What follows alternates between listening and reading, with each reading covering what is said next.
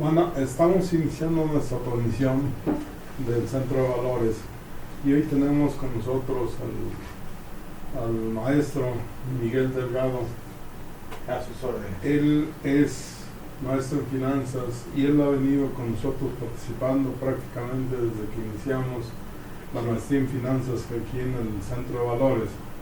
Y hoy nos trae un tema que es controversial, es muy interesante entender o tratar de entender cómo entramos, en vez de comprar un bien, cómo entramos a través de un arrendamiento, a través de una renta, ¿sí? Hacer el uso y disfrute de ese bien como si fuera propio. Y finalmente el arrendador hace todo un esquema para que al final, de acuerdo al arrendamiento que tengamos, podemos quedarnos con el bien ya de alguna manera a un valor mínimo, ¿sí? Sí. Licenciado, quisiéramos que nos hablara un poco de este trabajo, de este ejercicio que ha venido haciendo. Sabemos que usted ha dedicado parte de su tiempo a este tipo de tareas y es todo un experto en este trabajo. Muchas gracias, maestro Rosario. Efectivamente, mi formación ha sido la maestría en finanzas y de los 36 años de trabajar en el sector financiero, en bancos, diferentes bancos, y muchos años en arrendadoras financieras y arrendadoras puras, en donde hemos obtenido un poquito de conocimientos, no tantos como tú bien nos dices, pero el caso para este momento es que el arrendamiento está cobrando cada día más fuerza. Hace 40, 50 años en los bancos, el único producto que se ofrecía era el préstamo refaccionario para financiar la adquisición de activos. A través del préstamo refaccionario, pues comprabas implementos, comprabas maquinaria, comprabas líneas de producción, plantas completas, y con el paso del tiempo, poco a poco, en los años 70, empezaron a llegar a México las primeras arrendadoras. El arrendamiento es un producto viejo en el mercado, que ya tiene muchos años, tanto en Estados Unidos como en Europa, pero en México empezó a llegar a los años 70. Empezaron a llegar algunas arrendadoras transnacionales y otras fueron nacionales que iniciaron sus operaciones. Y en los bancos la mayoría puso arrendadoras financieras. El arrendamiento, porque es un producto que permite sustituir al refaccionario, que aparte que ya era muy viejo, era muy costoso, muy lenta, muy problemática su implementación, requerías un expediente muy grande, tenías que entregar un proyecto de inversión, tenías que entregar avalúos, una garantía hipotecaria bastante grande para que respondiera al 100% por el crédito que estuvieras tomando, y además tenía muchos costos de implementación. Tenías que acudir normalmente a un notario, el notario pues hacía la hipoteca, te cobraba el registro comercio, el registro en la sección hipotecas, te cobraba también los gastos notariales, y eso hacía que se encareciera, y además que los costos ya asociados eran a veces hasta un 20 o un 30% del importe del préstamo. Entonces tu costo de los bienes pues no nomás era el costo que estabas pagando a través de la compra que hiciste a través del refaccionario, tenías que agregar los intereses más los gastos asociados del refaccionario, entonces tu costo real pues era muy alto. Entonces cuando empezó a manejarse los arrendamientos en México, pues muchos empresarios y contables se dieron cuenta de que en el arrendamiento pues eran más baratos los costos de implementación y los asociados eran más bajos. Entonces vieron y se dieron cuenta, y además se hizo una promoción entre las diferentes instituciones de crédito para que se usara el arrendamiento y poco a poco se fuera sustituyendo el préstamo refaccionario. Eso le daba agilidad a la operación, porque una vez autorizada la línea, en pocos días se está ya firmando un contrato, que es un contrato, ¿sí?, por medio del cual la arrendadora cede el uso y disfrute del bien, más no la propiedad. Se reserva la propiedad, quiere decir que no hay factura todavía a favor de nuestro cliente hasta que termina de pagar la operación. Ahora, en arrendamiento podemos hablar de dos tipos de arrendamientos: el arrendamiento financiero y el puro. Hasta hace poco tiempo había muchas diferencias entre uno y otro. El refaccionario, como antes era un crédito, uno adquiría la propiedad y a raíz de esa adquisición se conservaba la propiedad desde el momento de la operación. Claro, se quedaba con una hipoteca que gravaba sobre los bienes que estaba financiándose y que quedaban como prenda en primer lugar y grado. Y en el caso del refaccionario, pues no pasa eso, es un instrumento muy ágil, muy sencillo. Los bancos hacen una línea de crédito, autorizan, o las arrendadoras que no son bancarias también lo hacen, y esas líneas les permiten contratar en cuanto aceptas tú los términos y condiciones, ya te dan un contrato hecho, testado con los datos de la factura del bien que está comprándose, la tabla de pago de rentas, porque la contraprestación que recibe el arrendador es el pago de una renta, así como cuando rentas una casa, pagas mes a mes la renta por anticipado, pues en el caso de un arrendamiento para equipos o para inmuebles, pagas por adelantado mes a mes tu renta mensual, y ese es un precio, ese es el precio de la renta. En el caso del refaccionario, vamos primero a terminar de hablar del refaccionario. El refaccionario, firmabas el contrato, al mismo tiempo firmabas la opción de compra, que la opción de compra te permitía, por un valor ya predeterminado que era entre el 1 al 5%, podías adquirir el bien objeto del arrendamiento, ya sea un bien mueble, como la maquinaria, como equipo de cómputo, como mobiliario, o equipo de transporte, equipo de operación. Y en el caso de inmuebles, podías adquirir naves, bodegas, locales, edificios para usos productivos. Y en el caso del arrendamiento financiero, tú tenías derecho de conservar el uso y disfrute del bien, más no la propiedad, pero ya se te anticipaba el importe de la compraventa que ibas a hacer. A la hora que se terminó el plazo programado, 3 años, 2 años, 1 año, 5 años, en la última renta pagabas el importe predeterminado del principio, que tú aceptaste firmar y aceptabas que por medio de esa opción a compra adquirías el bien en 10,000 o 15,000 o 30,000 pesos, que era el 1%, del 1 al 5% más o menos en promedio según las arrendadoras, que era el importe de la opción de compra. Y eso le permitía al empresario adquirir ya la propiedad real, ya había tenido el uso y disfrute del bien y lo había conservado bajo su control y cuidado. Y ahora se incorpora el último derecho asociado a una compraventa, que es la propiedad. Entonces, con esa facturación que recibía el empresario, ya pasaba a ser un activo de su propiedad, lo ingresaba a su contabilidad y lo metía como un activo nuevo. En el caso del registro contable del financiero, como era una operación considerada como capitalizable, se tenía que meter en el activo, en una subcuenta de activo fijo por arrendarse. Y en el caso del pasivo, activo fijo, pasivo por activo fijo arrendado. Y estaba en el balance. Eso quiere decir que ahora que se hacía un análisis financiero, se veía el activo tanto por arrendamiento como el pasivo, ¿sí? Y eso le daba ya a la empresa que estaba recibiendo una solicitud de crédito por parte de ese empresario, pues ya les daba la real situación de los pasivos, porque estábamos viendo los pasivos normales e inclusive el arrendamiento financiero.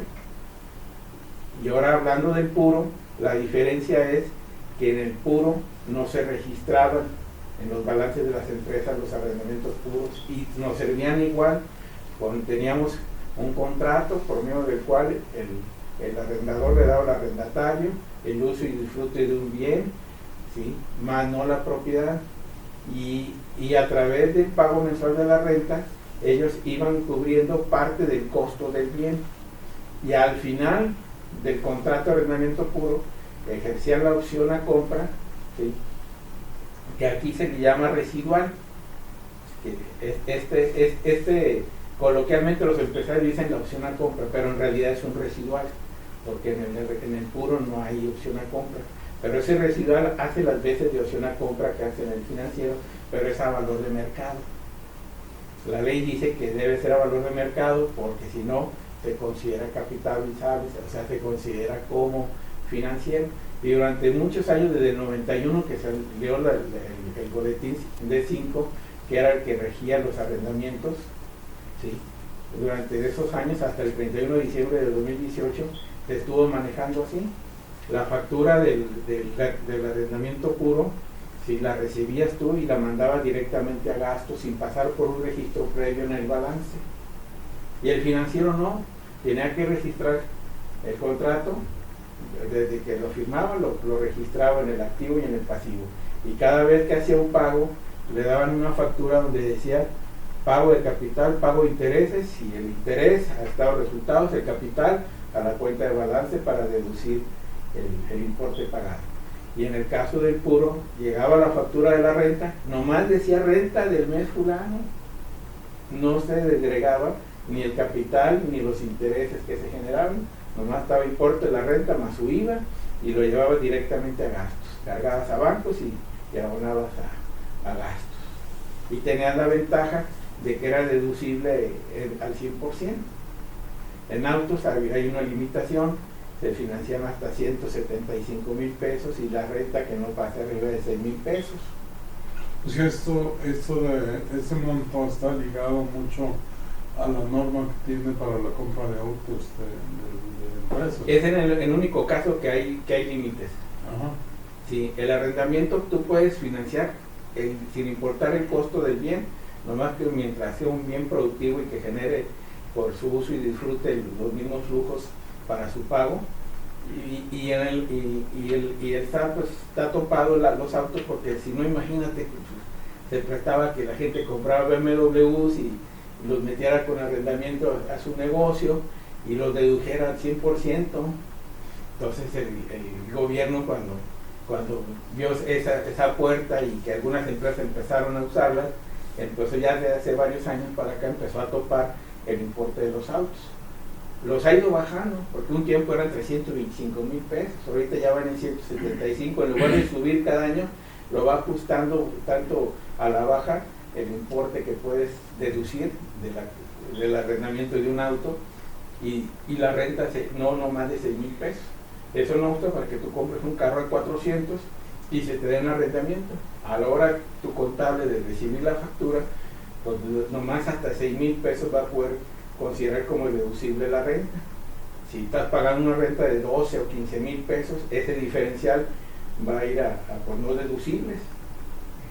Pero se te puede dar el arrendamiento y lo manejas igual. La única diferencia va a ser a la hora del registro fiscal, que hasta 6,000 pesos vas a poder deducir. El diferencial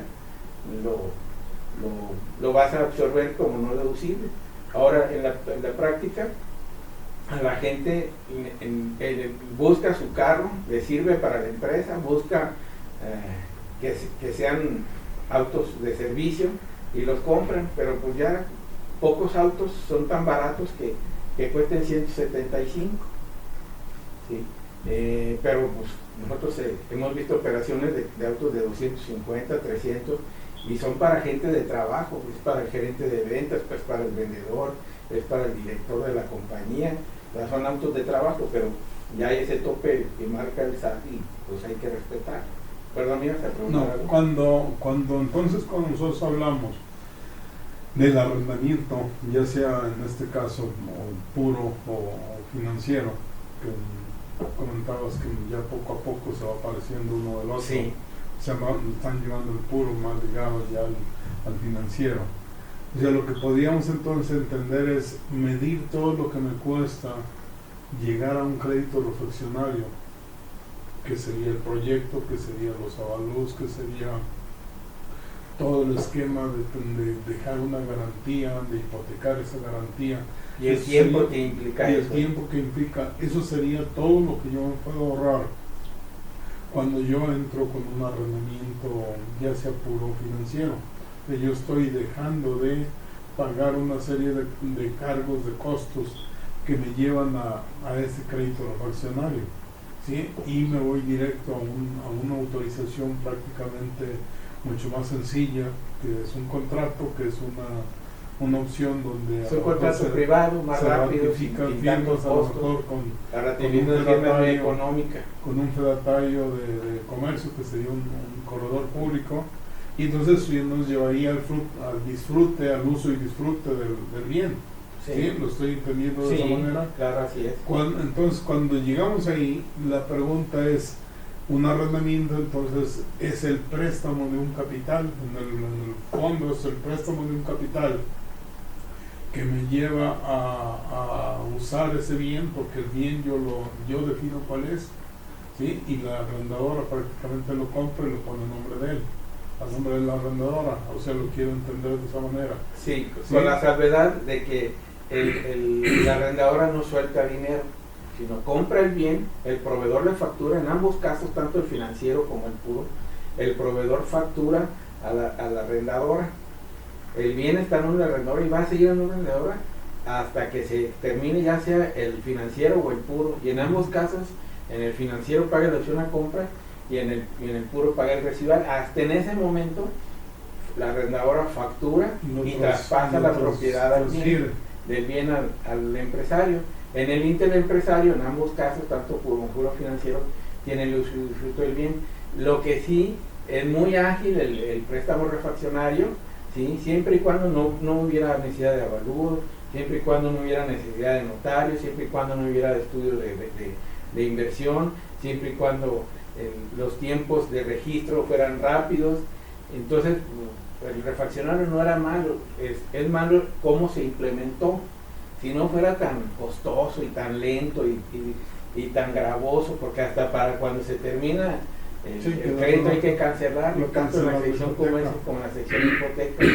Entonces, pues no fuera malo, pero pues se hizo malo porque la legislación así lo diseñó y lo fue copando, agregándole adiciones. Y en el caso de los arrendamientos, pues no se había metido durante muchos años el gobierno, y ahora recientemente se metió el SAT para que en el caso del arrendamiento puro ya se tuviera que empezar a registrar en el activo y en el pasivo, y entonces pues ya se convierte en un semi arrendamiento financiero.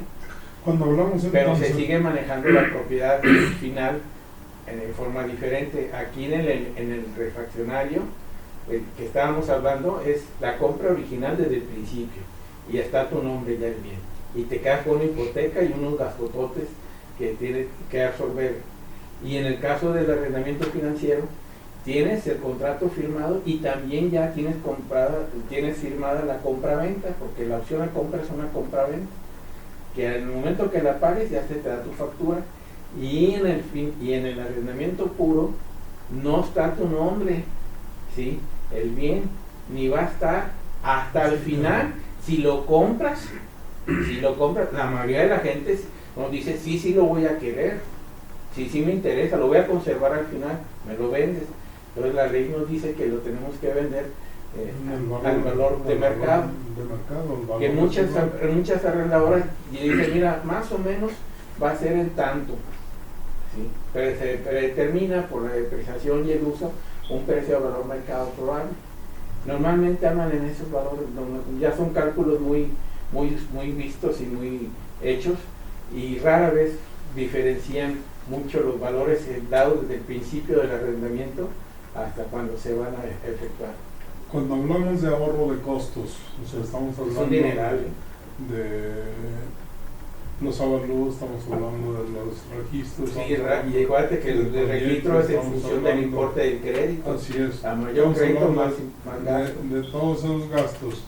Entonces la pregunta que yo quisiera hacerte es, ¿cuál es el monto entonces si le podemos llamar una tasa de interés que pone la arrendadora al prestar ese capital?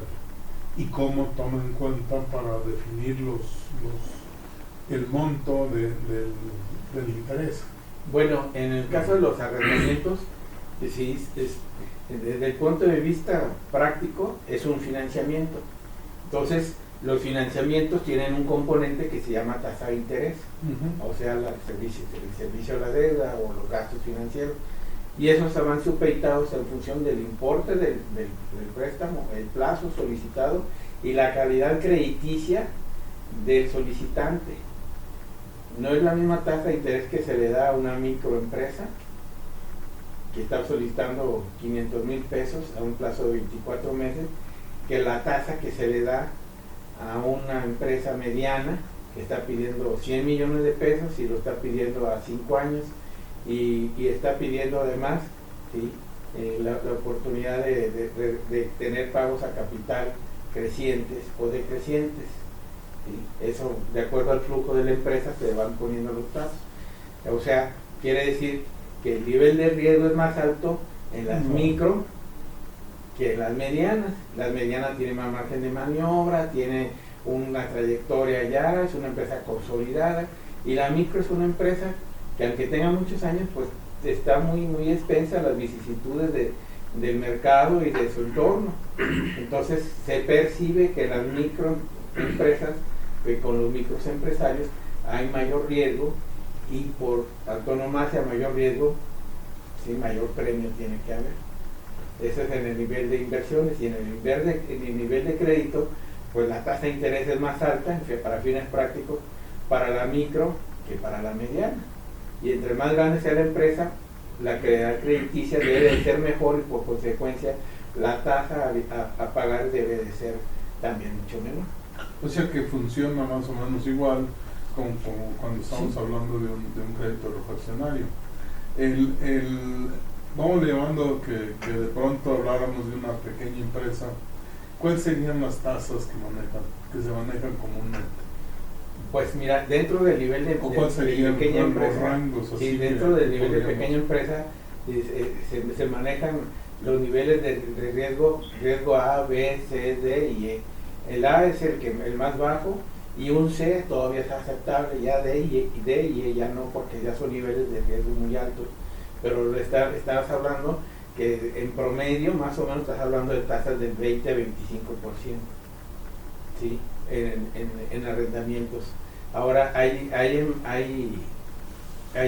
factores que hacen que las arrendadoras, algunas sean más caras que otras. Su fuente de fondeo, su capitalización, si es muy alta, muy baja. Cuando tienen una capitalización muy alta, o sea que los accionistas se han metido bastante dinero para que la empresa tenga capital de trabajo, pues no tiene un costo tan alto como cuando se fondean con los bancos. Entonces, cuando se fondean a los bancos, pues siguen T más 6, T más 7, T más 8, entonces a la hora que llegan con el cliente, pues ya le tienen que decir, pues T más 15 o T más 20. Yo he visto algunas tasas arrendadoras que llegan hasta T más 30 o 35, y es desgraciadamente la situación, ¿no?, que a mayor riesgo pues tiene el empresario que pagar más por su interés. Y si es una empresa muy sanita, muy bien manejada y ya es pequeña, pues ya va a estar en el nivel B, y si es mediana y grande va a estar en el nivel A. Entonces van a pagar cada vez menos tasa de interés. Ya una empresa AAA, que es un corporativo, un gran corporativo, pues estás hablando de tasas de T más 1, T más 2 o T más medio punto. De ese diferencial, o sea, es la banda, ¿no? Entonces estaríamos hablando de diferenciales desde 1, vamos llevando desde menos de 1 hasta 20%. O 30. O 30 puntos a base. Va después del PIE. ¿Sí? Sí, porque la TIE es la tasa de referencia, sí, que cada vez que se mueven los CETES, pues se va actualizando también la TIE. Si no se mueve la tasa CETES, tampoco se mueve la TIE. Una pregunta más que pensaría, sí, claro, que es importante. ¿Cómo andamos en el mercado entre arrendamiento y crédito refaccionario? Bueno, mira, las cifras actuales no las tengo, pero lo que se manejó hace 2 años, que el refaccionario cada vez estaba usándose menos, porque por los costos y la rapidez, empezaron los bancos y las empresas financieras a poner sus arrendadoras, y eso provocaba, ¿sí?, que los bancos ya no promovieran el refaccionario.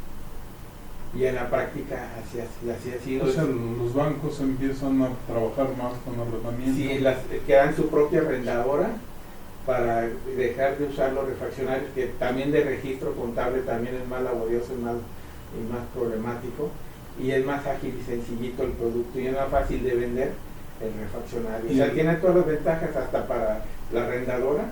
La arrendadora tiene la ventaja que es un producto más vendible y más rápido de manejar y más rápido la recuperación. Y el otro punto es que la propiedad está a nombre de la arrendadora. En todos los casos. Que sería el caso de un refaccionario donde entra con una garantía y que poner esa garantía a nombre del... Sí, ¿no? Y tienen la desventaja, disculpa que te interrumpa, si das un refaccionario y tu empresa tiene un problema muy serio, ¿sí? El refaccionario pues lo denuncian, te demandan por la vía legal, te lo quitan y te lo embargan y te quedas sin el bien, pero con la deuda. Entonces, se tiene esa problemática. En el caso del arrendamiento, es más fácil que tú vayas con tu cliente y le digas, mira, tengo un aval, ¿sí? No me has pagado, vamos arreglando. Y es más fácil de litigar un refaccionario más rápido que un arrendamiento, más fácil de litigar que un refaccionario, porque allá es tu propiedad, aquí no. Aquí se pide la devolución del bien y el pago, y allá estás en tu propiedad teniendo un gravamen sobre la propiedad y a través del juicio se saca finalmente, después de varios años, a remate, y ya al rematarse se cobra el acreedor, y si hay sobra algo se le da al acreditado. Y el arrendamiento no, en el arrendamiento se te pide que, oye, devuélveme el bien, no me has pagado las rentas, ya estás en causal de rescisión y pido la devolución del bien, y además pido el pago del importe del arreglo. Pero para el cliente también es fácil arreglarse porque puede pedir la reestructura, y es más fácil reestructurar un arrendamiento que un refaccionario. Tienes que hacer otro estudio, validarlo, porque la misma legislación te exige que haya un estudio. Bueno, los tiempos aquí nos perdonan, ya Cecilia nos está haciendo señas de que estamos ya por terminar los tiempos. No quisiera dejar de aprovechar la sesión de hoy para mencionar que tenemos inicios de las maestrías que el Centro de Valores da en septiembre.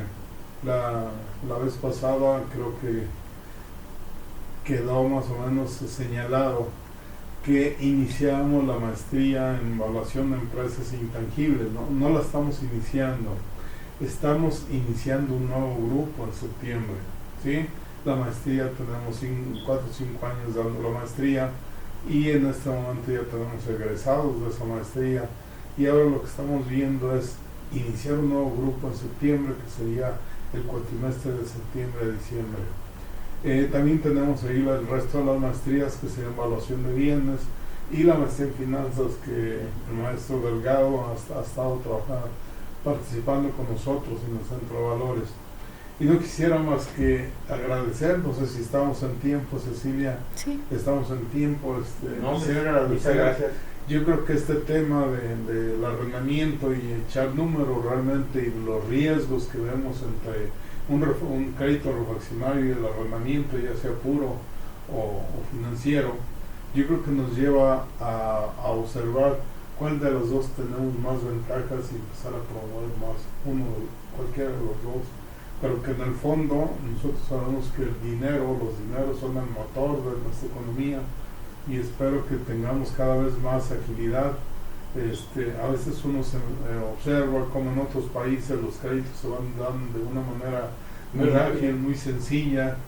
En otros casos, yo he observado, por ejemplo, con nuestro vecino aquí del norte, la persona solamente llega y da su número de teléfono, y con ese número de teléfono ya le dicen que si tiene crédito o no, o su número de seguro social, y ya con eso él sabe si tiene crédito o no, y le dan el crédito ahí sin más andar buscando otra información. Con una consulta al banco de datos. Así es, yo creo que espero que poco a poco vayamos caminando hacia allá, y maestro Delgado, pues sería Le agradecemos muchísimo esta participación, y yo creo que este tema da para más. A lo mejor claro. habrá que pensar ya una vez que tengamos más preguntas. Lamentablemente hoy no estamos en directo, pero cuando vean este programa les vamos a ir un sinnúmero de preguntas. Sobre todo por el cambio de la NIF de T5, que está levantando mucho revuelo, porque hay muchos contadores que no la quieren aplicar, que no la están aplicando, porque dicen que está fuera de proporción, que son dos cosas muy diferentes, un público y un financiero. Correcto, pues muchas gracias y